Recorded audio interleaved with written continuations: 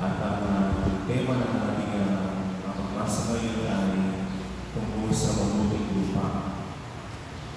At ang salita ng Diyos ay parang ulan o nebe o sa pansin natin pag sigumatak sa lupa. Hindi na ulit mabalik sa langit. Ang nebe o snow o ulan ay kumakapak para sa lahat, wala sa pinipilit. Kapag nag-yelo si Buddha, lahat mo mag-yelo sa mga malamig na lugar. Pag wala ng lumatang, ay lahat ay mababasa. At ang lupa ay lalambot, fertile, at dapat siya ay dapat maging dahilan ng pagsipol ng halaman, ng pulong kahoy, at ang hindi buhay sa lupa.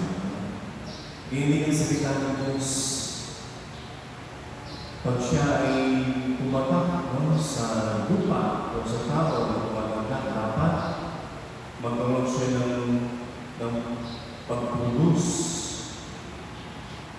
at pagkaroon ng pagganap sa kalooban ng Diyos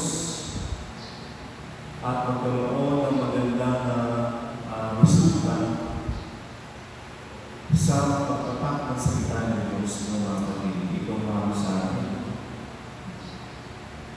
Kasi pag ito namin ang pakinggan ay binigyan tayo ng 4 na katangian ng lupa. May isang mga nagkasik, mag-isa ka nagkasik ng butil. Sa lupa na may bato, matigas, kalintaan, mabuting lupa. Mamamasingin nyo magsasaka siya. Alam mo yung sa dapat itanim ang butil. Okay? Pero, ba't nga hinasik ang butil sa daan, sa mabato, sa magawa, at sa mabuting lupa? Ba't hindi hinasik ko sa mabuting lupa na lang para galing sa tubo na lang? Bakit kinayain ba niya binato, hinasik ang mga bindi sa iba-ibang klase lupa? Sa yung daan, talagang mawawala. Ang ibig sabihin ng pinasig ng matisaka ang bindi sa tabing daan. Ano pwede niya sabihin? Dadaan ng malibot at tutukain at mawawala. Ito yung para sa mga tao, mawawala ang kanyang katangin parang nasa daan. Diba? Ginagawa ko sa salita ng Diyos, pero dahil sa pamao, kilala niya. Sa salita ng Diyos, nagkataon ng Jesus. Kapag dumating ang mga opinion o ibang kaisipan, mas ginalaman siya ng ibang marunungan ng mundo at nawawala sa kanya ang salita ng Diyos na tunay. Madaling mawala. Ang mabinihinasig sa batuhan ay tumubo. Pero, dahil magbabang ugat, ang madali siyang mamatay at hindi magtutuloy. Yung bang pagkakakinig ng salita ng Diyos ay talagang namamatay siya. Pero dahil wala siyang laging, nawawala din. Naliligaw ng landas, nawamatay. Yung mabiging hinasig sa mga tawagan, maraming tinig. Ano yung sabihin doon? Sa pakikisalita ng Diyos, nag-isimba, nakakakikisalita ng Diyos, pero pag dumating ang panahon na dumadami ang mga alalahanin, nasasakal, naiinis, nawawala pasensya, ilalaman siya ng maraming mga unwanted anxieties na mamatay at di natutuloy ang salita ng Diyos. Hindi nagpe-penetrate.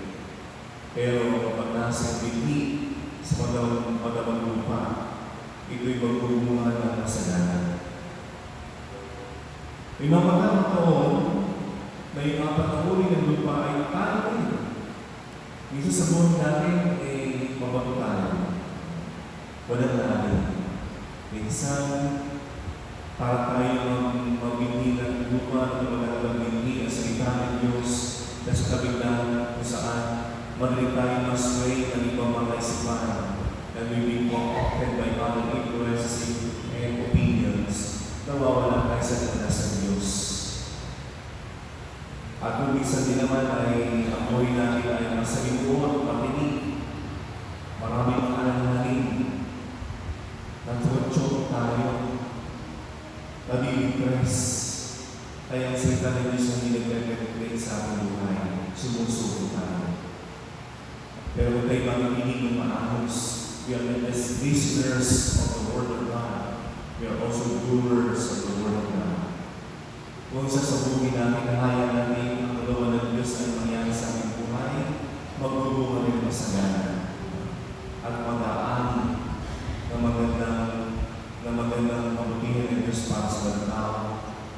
Kahit lahat ay nakasabi natin, nararapat na maging kundaan ng Pilipinas sa salita ng Diyos sa pag-produce at na magagandang bibig at bubunga. At yan ang ako sa ating Panginoon mga kapatid, sa buhay natin talagang may ganyan mga magkakataon.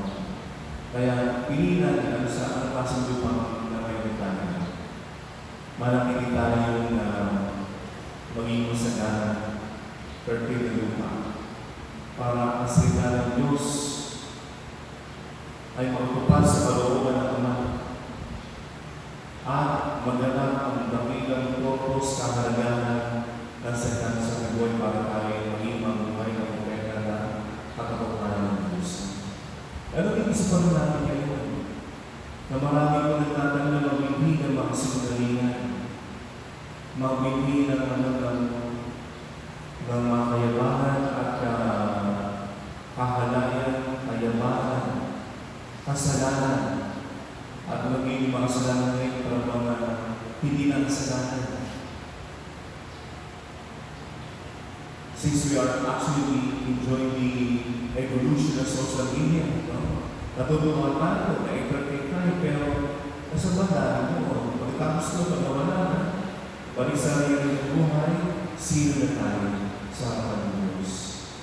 Para tayo maharap sa mga pagsubok ng buhay. At ang magandang katangian ng lupa, mga kapatid. Ano ba meron ng lupa? Kung ba binibigyan ng lupa sa Diyos, sabi ko lang sa pangarap nito. Ang lupa ay masabi natin, nandiyan na. Nandiyan yung dumi, iluluraan, tinatapak-tapakan na. Parang tayo ganyan, tayo, pinagtawag ang lupa.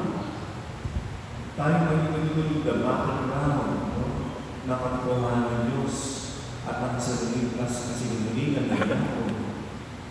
Sino ating pinapakinggan? Ang salita ng Diyos na nagatawang tao, naging bulig natin lupa para hindi natin masabi na, gusto ko naman nalaman yung aming kapipilian. Hindi mo nalilagay sa buhay namin. Hindi mo naman nasa hindi. Naging bulig siya nating tao maging sa pagkakasala para to be in solidarity with us, para tayo magtutulungan sa Kanya at ang una tutupad sa kalooban ng Ama at ang kalooban ng Ama ay yung pakikinig sa salita ng Diyos para lahat ay magkaroon ng buhay na walang hanggan, maging may isang buhay. Sa lakbay ng salutang ito, lakbay natin. Sabi ng 2 Timothy, we grow in pain. Kumakarap tayo sa mapagsubok ng buhay, sa corruption ng meron ng lupa. Lalo higit kapag tayo ay naliliyo ng alas. Sabagat ang bagay sa mundo ito, sa lupang iwakong ito ay lumilipas na agnas na kukurap at magiging lupa. Ang bukas nabubulok sa lupa. Ang taong nilibig nabubulok sa lupa. Lahat ng mga nawalang buhay lumilipas, binubulok ng lupa. Pero sa kailangan niya, isang makitutuloy natin sa aking struggle. Kaya tayo mga nabubuhay but are struggling in pain sa aking living. We grow in pain as we await the redemption ng ating pagkalupa para magkaroon ng magandang malalim na kahulugan ng ating pagkakakilan nilang waki sa Diyos. Kailangan pakalaga ng pakikinig ng salita ng Diyos. Kaya yung mga inidiwan, mga tao o pamamilya na hindi nakapagsimba, iwan ko sila nakapakinig ng salita ng Diyos. Halimbawa, may nakakalimutan ko, marami sa akin mga kusyano na ibang mga priorities, ay napakalaga na ating pagsimba. It is true na pagdating ng linggo, yes, okay, family day, family time. We go somewhere, mag-road trip tayo, kumain sa labas, mamasya. At the end of the day, next Sunday, pag-road. Ano nangyari? Wala din. So, bigyan natin ng unang prioridad ng Diyos sa batas sa kabilang tanda. Tayo ang number one na priority ng Diyos. Kung bakit siya nagkatawag lumari tulad natin maliban sa pagkakasala.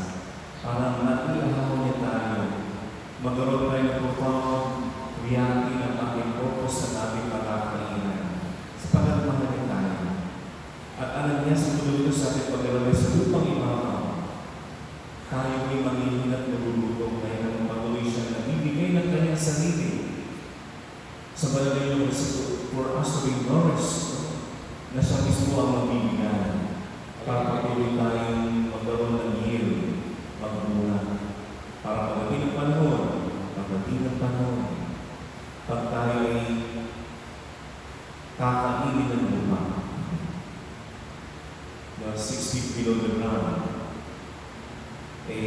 makasubok tayo sa kulay at nagkakaroon ng buhay sa Kanya. Dahil tayo nakinig sa Kanyang salita. Hindi sa mundo. Tayo nakinig at kaya natin ang tuloban niya ang manalig. Tinibigyan natin ang Kanyang salita. Rest assured, sa pakikinig at pagsampalataya ni Jesus na siya ating landas, ang ating nababalik